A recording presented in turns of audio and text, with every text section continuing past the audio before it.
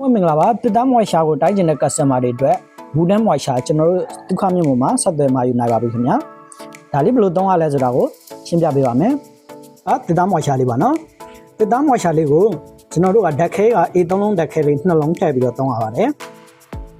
သူကကြတော့ဒီမှာသူ့ရဲ့အချွန်လေးပါတယ်ဗျဒီအချွန်လေးနဲ့တစ်သားကိုထိုးဆန်းရတာဖြစ်ပါတယ်ပထမဆုံး power ဖွင့်လိုက်မယ်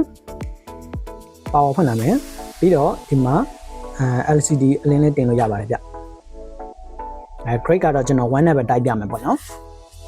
တက်တာဒီတက်ကိုထိုးဆန်းရတာပေါ့နော်ကျွန်တော်ထိုးလိုက်ထိုးလိုက်ပြီဆိုရင်သူ့ရဲ့ moisture လေးဒါဆိုရင်6.9ပေါ့နော်ကျွန်တော်တို့ကတက်သားမှာဆိုရင်လည်း 15% အောက်ဆိုရင်6တယ်လို့လက်ခံလို့ရပါတယ်ဒါဆိုရင် 6.9 ဆိုရင်6နေတယ်ပေါ့နော်တက်သားမှာတက်သားတိုက်တဲ့ဟာမှာဘာခေါ်လဲဆိုတော့သူ့ရဲ့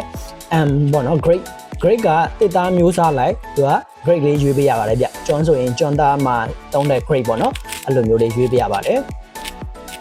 ဒါလေးကိုဆက်သွယ်မှာယူရှင်လဲဆိုရင်တော့ကျွန်တော်တို့ဒုက္ခမြင့်ပေါ်မှာ358,000ကျပ်ဖြင့်ဆက်သွယ်မှာယူနိုင်ပါပြီခင်ဗျာကျေးဇူးအများကြီးတင်ပါတယ်